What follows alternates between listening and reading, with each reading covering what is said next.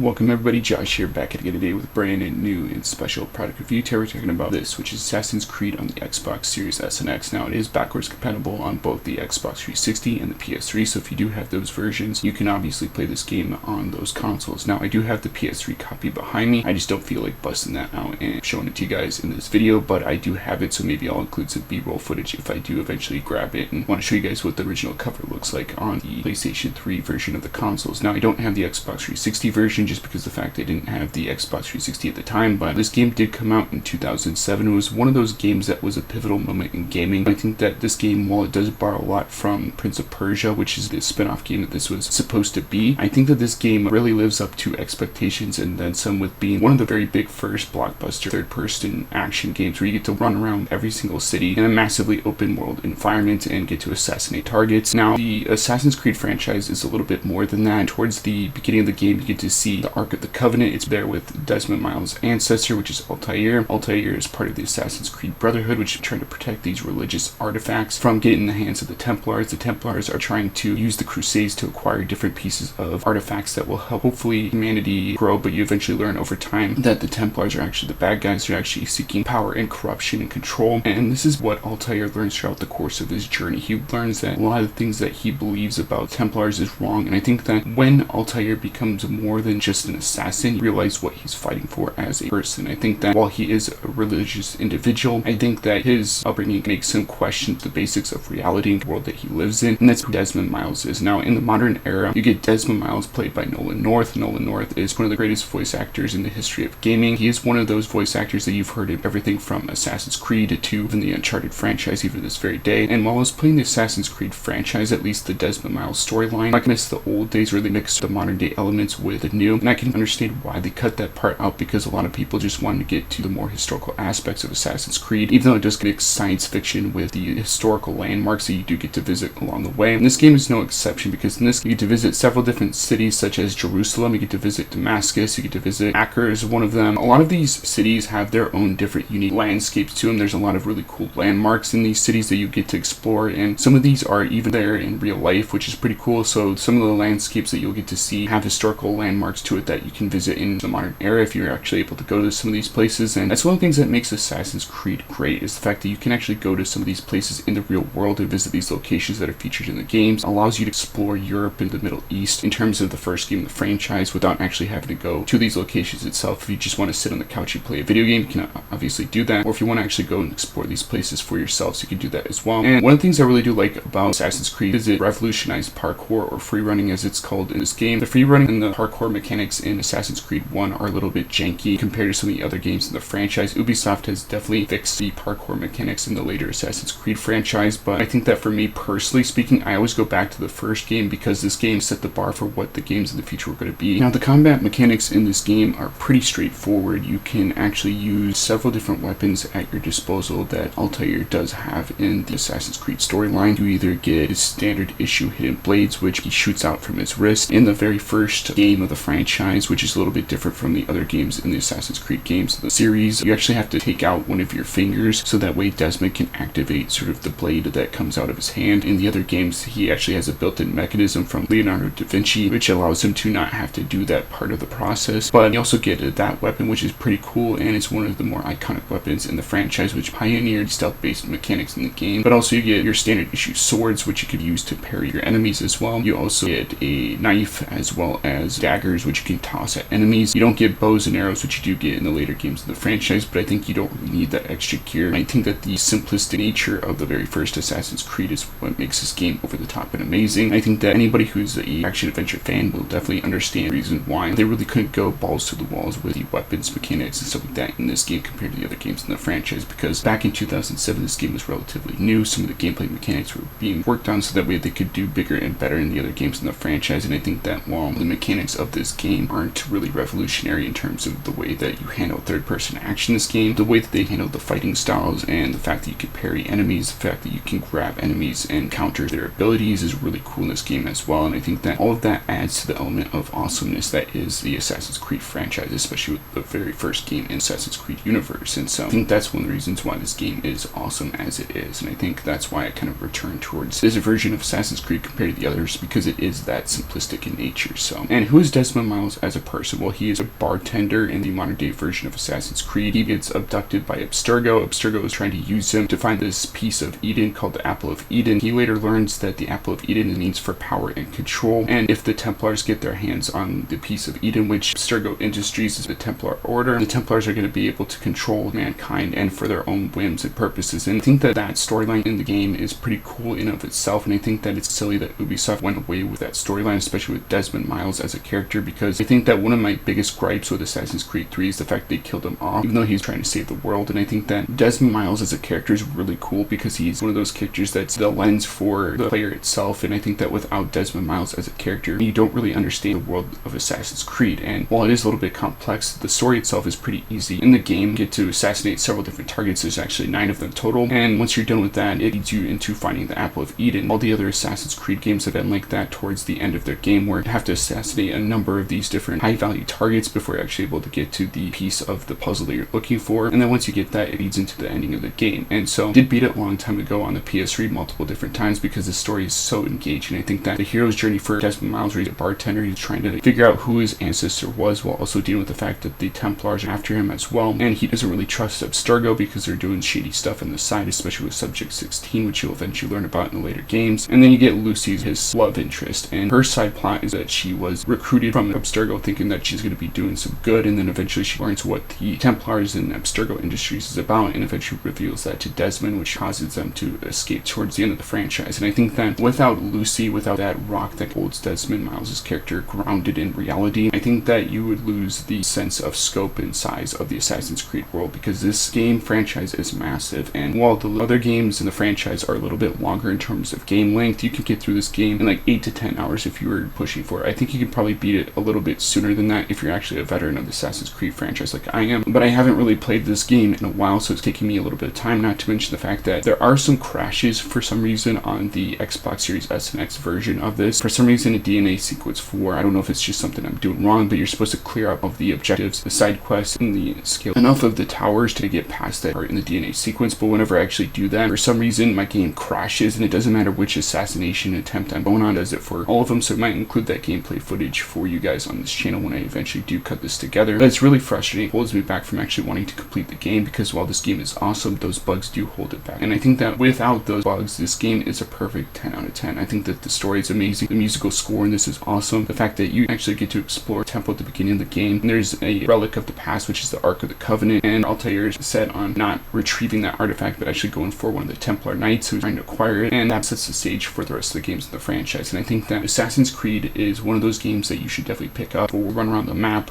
using either parkour or standard issue running around the map or walking around the map. You can do side quests where you can actually save the citizen or scale towers to actually unlock more areas of the map as well. And then the combat mechanics are pretty straightforward. You actually can parry and dodge and duck and grab opponents and then kick them away, so that way you can actually get away from the fight if you so choose to. I like to go in guns blazing and attack my targets and be ruthless as all possible. This makes you feel like Batman before there was even a Batman Arkham Asylum game. game. And I think that with Assassin's Creed, I always felt as a child that it was a Batman simulator, even though it wasn't. I really do like the fact that over time you unlock different pieces of gear and equipment that Altair lost because he went away from the Brotherhood at the start of the game and needs to earn their trust back, and eventually does go against them when he finds out what the Apple of Eden is all about. So those are my opinions of Assassin's Creed 1, one of the greatest games in the Assassin's Creed franchise. Let me know in the comment section down below what you guys think of Assassin's Creed 1 or some of the other games in the Assassin's Creed franchise that I have covered on this channel. Which game in the Assassin's Creed franchise is your favorite? Like, rate, comment, share, and subscribe. I'll see you guys in the next video. Peace out.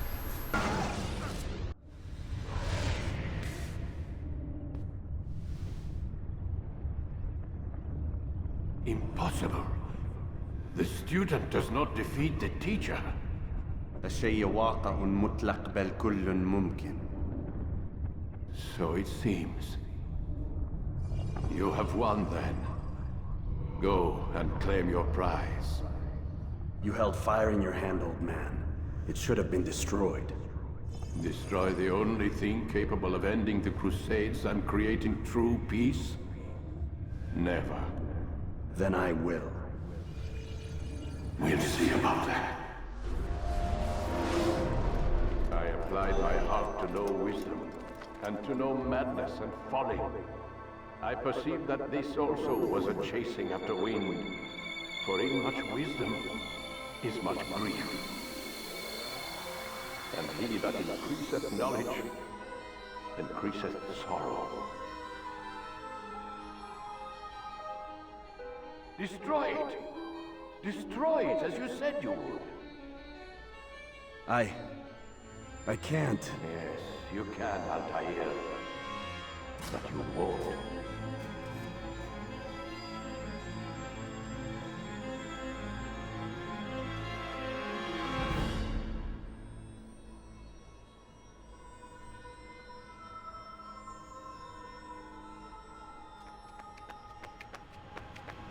We've got it.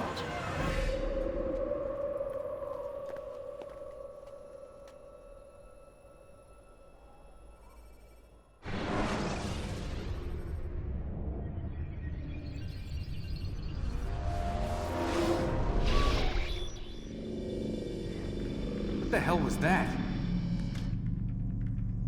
Well? We've got the map. How many? At least half a dozen.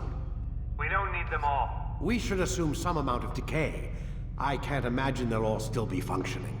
At least 2 appear to reside on land masses that no longer exist. We'll dispatch teams to each site and determine viability. We only need 1, after all. What about the rest? Collect them. Let's not leave anything to chance. Last thing we need is some damn survivor making trouble for us in the New World. And the assassin? We have what we need. Kill him. Wait. You know how these things work. I doubt we'll be able to walk right in. What's your point? We might need him. His memories. I'd recommend we hold him until we have confirmation that there aren't any surprises waiting for us at the sites. This is a waste of time. You said it yourself. We shouldn't leave anything to chance. Very well. Ensure we have no further need of him, then kill him. Fine. Stop undermining my authority! I just saved your ass. Let's go. We've got a lot of work to do. Don't get too comfortable, Mr. Miles. We'll be back for you soon enough.